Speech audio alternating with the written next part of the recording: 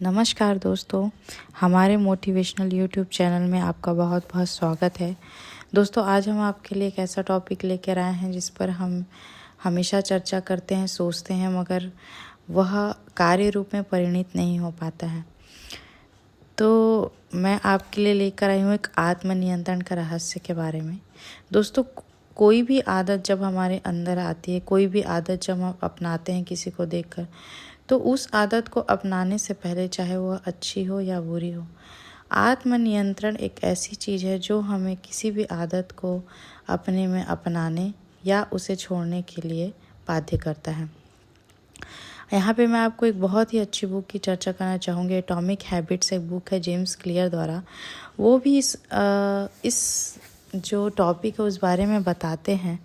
उन्होंने एक उदाहरण दिया कि वियतनाम युद्ध के समय जब 16 साल की ओर अपने आगे बढ़ रहा था वह युद्ध, तो उस वक्त जो एक ऐसा तथ्य उजागर हुआ था कि वहाँ के जो सैनिक हैं उसमें 15% से ज़्यादा सैनिकों को हीरोइन की लत लग गई थी। हेरोइन, आप जानते हैं दोस्तों, एक प्रकार का ड्रग होता है। बाद में पता चला कि वियतनाम में 30% सैनिकों ने हीरोइन को आजमाया और 20% को इसकी लत लग चुकी थी। एक्चुअल में यह समस्या थी जो बहुत ही गंभीर दिख रही थी। अब यह एक ऐसी समस्या थी क्योंकि हीरोइन की आदत आसानी से छूटती नहीं है। तो जिनको भी हीरोइन की लत थी, जिन सैनिकों को, तो उनमें पाया गया कि उनके घर लौटने के बाद उनमें से सिर्फ 5% ही 1 साल के भीतर दोबारा इस बुरी आदत का शिकार होते थे और 3 साल के भीतर सिर्फ 12% ही दोबारा शिकार होते थे। दूसरे शब्दों में, वियतनाम में जिन सैनिकों को हीरोइन की लत थी उसमें से अगर 10 सैनिकों को थी तो 9 की यह बुरी आदत लगभग रातों रात छूट गई। अब ये हुआ कैसे, इसी के बारे में हम जानेंगे। ये जो उदाहरण और एग्जाम्पल इन्होंने दिया है, क्योंकि उस समय के जो समय था, जो ईरा था, उसमें हीरोइन को बुरी आदत माना जाता था, जिसे स्थायी आदत माना जाता था, मतलब यह छूट नहीं सकती थी। उस समय जब यह शोध से यह उजागर हुआ, जो हमारे लेखक है रॉबिन्स, उनके शोध से उजागर हुआ कि परिवेश में क्रांतिकारी परिवर्तन होने पर बुरी आदतों को हम तुरंत खत्म कर सकते हैं। अब यह है एकदम आश्चर्य की बात। तो ये क्या था, ये एग्जाम्पल मैंने इसलिए दिया है क्योंकि इसमें जो उस बुक को जब अब आप पढ़ेंगे या जानेंगे या इस तरह की कोई भी घटना के बारे में आप जानेंगे, तो आप देखेंगे कि उस समय यह आसानी से मिल जाने वाली ड्रग थी, लेकिन और वो युद्ध का सतत दबाव झेल रहे थे। तो उस समय की परिस्थितियाँ जैसी थी उन सैनिकों के लिए, वो परिस्थितियाँ उन्हें मजबूर कर रही थी इस तरह के आदत को अपनाने के लिए। अब चूंकि वो सब हज़ारों मील दूर लगातार युद्ध में रत थे, तो जाहिर सी बात है कि इस हीरोइन के नशे में उन्हें आराम मिलता था। लेकिन जब वही सैनिक अपने घर आते थे तो माहौल बदल जाता था, और माहौल बदलने पर, पृष्ठभूमि बदलने के कारण वह आदत छूट जाती थी। तो यह एक किसी भी चीज़ को छोड़ने या किसी भी आदत को अपनाने के लिए एक बहुत ही महत्वपूर्ण बात है कि जब हमारा परिवेश या वातावरण ऐसे समय में बदलता है, तब वो सारी चीज़ें भी बदल जाती हैं। अब हम इसे नशे की तुलना करते हैं, तो कुछ लोगों को नशे की लत होती है। व्यक्ति घर या दोस्तों के साथ नशे की बुरी आदत में पड़ जाता है। जब छुटकारा पाने की क्लिनिक जाता है तो परिवेश सारे प्रेरक संकेत नहीं मिल पाते हैं जिनकी वजह से आदत शुरू हुई थी। फिर से लत से छुटकारा पाने में दोबारा आ जाता है, फिर से उसे वही बुरी आदत पड़ जाती है। तो यहाँ पे हम देखेंगे कि किसी भी चीज़ में माहौल का बहुत फ़र्क पड़ता है।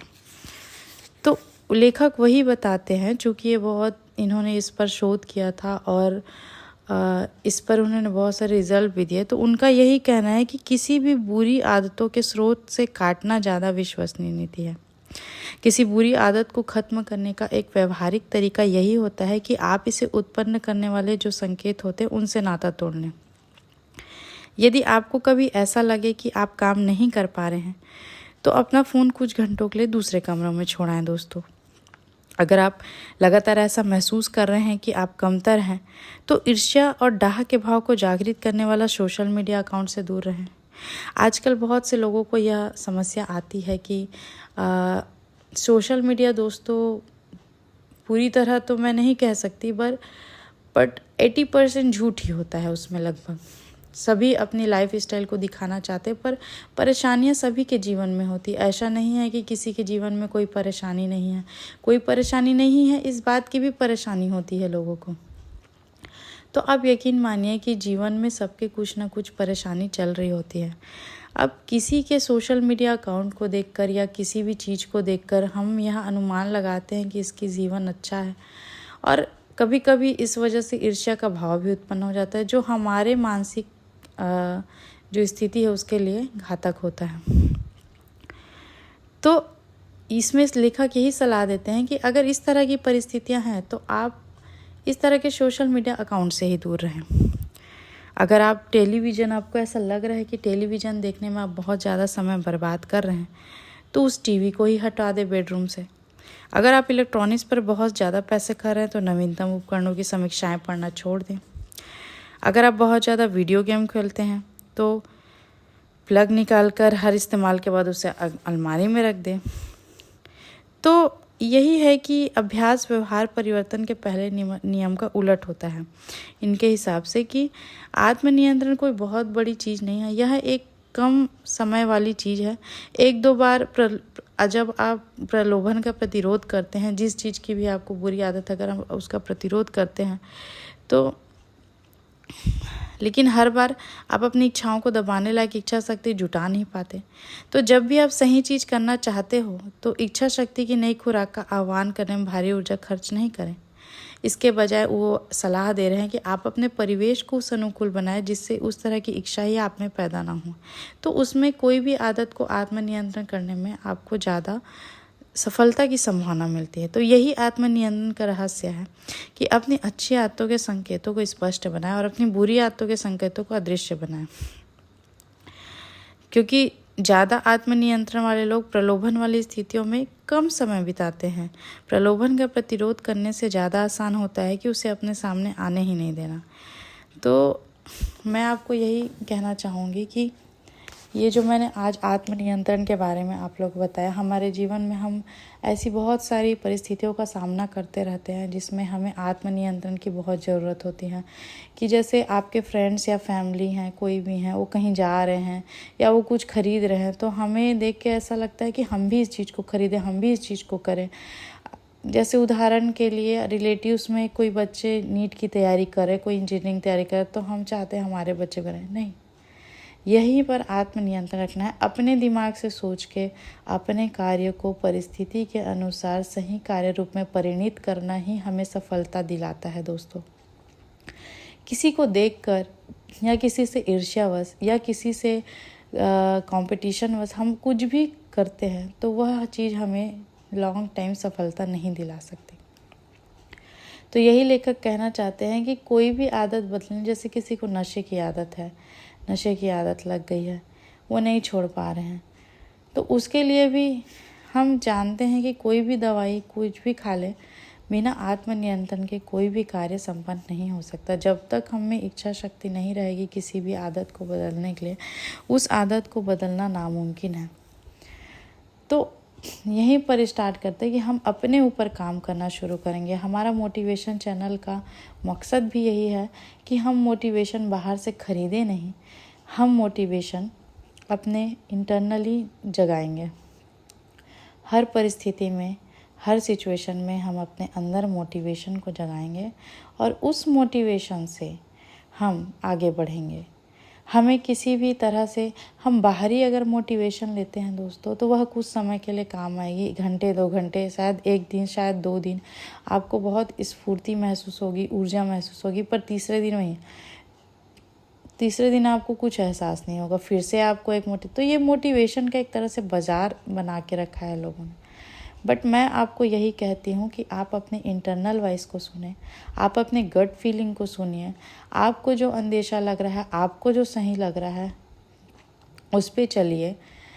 अपने अंदर ऐसी इच्छा शक्ति पैदा कीजिए, अपने अंदर ऐसी पॉजिटिव ऊर्जा पैदा कीजिए कि आप लोगों को भी मोटिवेट कर सकें, ना सिर्फ अपने को। क्योंकि जो मोटिवेटेड रहते हैं, जो पॉजिटिव रहते हैं दोस्तों, उनके आसपास का सारा वातावरण भी बहुत ही पॉजिटिव रहता है। तो आप प्लीज़ हमें बताइएगा कि आपको यह कैसा लगा। ये जो छोटा सा टॉपिक, हालांकि ये छोटा टॉपिक नहीं है, इस पर मैं और भी वीडियो बनाऊंगी आपके लिए, पर आज मैंने एक सामान्य और बेसिक जानकारी आपको दी है। और मेरा प्रयास यही रहता है कि बस आपके जो इंटरनली मोटिवेशन है उसको बनाए रखें। इंटरनली आप मोटिवेटेड रहें, इंटरनली आपके अंदर इच्छा शक्ति जागृत हो, आप ज़्यादा से ज़्यादा आगे बढ़ते जाएं। तो चलिए दोस्तों, आज के लिए इतना ही।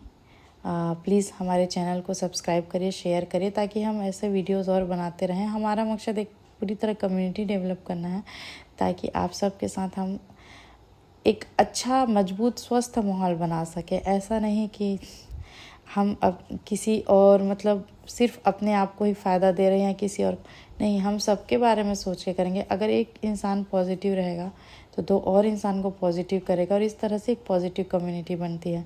हमारे आसपास इतनी ज़्यादा निगेटिविटी, इतने ज़्यादा निगेटिव लोग हैं कि हम चाह कर भी प्रॉपर अपने आप में पॉजिटिव नहीं रह सकते। हम कितनी भी मोटिवेशनल कोट सुन लें, कितनी भी स्पीचेस सुन लें, कितने भी लेख पढ़ लें, प्रेरक प्रसंग पढ़ लें, जोश टॉक सुन लें, बट जब तक आपका वो इंटरनली पैदा नहीं होगा, आप उसमें कुछ नहीं कर सकते। तो इसी चीज़ को ध्यान में रखिएगा दोस्तों, प्रैक्टिस करते रहिएगा। हमने जो भी बताया, हमें स्पिरिचुअल तरीके से भी, अगर आप आस्तिक है तो उस तरीके से भी मोटिवेशन आपके अंदर जागृत करने का प्रयास करते हैं, पॉजिटिविटी आपके अंदर जागृत करने का प्रयास करते हैं। अगर आप किसी और चीज़ के साइकोलॉजिकल इफ़ेक्ट के रूप में भी हम प्रयास करते हैं कि आप अगर नास्तिक है, आप नहीं मानते, तो साइकोलॉजिकली रूप से भी बहुत सारी ऐसी प्रूवन है कि मोटिवेटेड और पॉजिटिव रहना कितना ज़रूरी है, जो हमारी सेहत के लिए, हमारी ज़िंदगी के लिए, हमारे आने वाले हर मोमेंट के लिए बहुत इम्पोर्टेंट है। तो चलिए दोस्तों, आज के लिए मैं बस इतना ही। आगे भी इस टॉपिक पर मैं वीडियो बनाऊंगी, और आप लोग प्लीज़ हमारे चैनल को लाइक कीजिए, शेयर कीजिए, सब्सक्राइब कीजिए। आप सबके सपोर्ट की बहुत ज़रूरत है, तभी हम इसे आगे बढ़ा पाएंगे, हम जो मिशन लेके चले हैं। नमस्कार दोस्तों।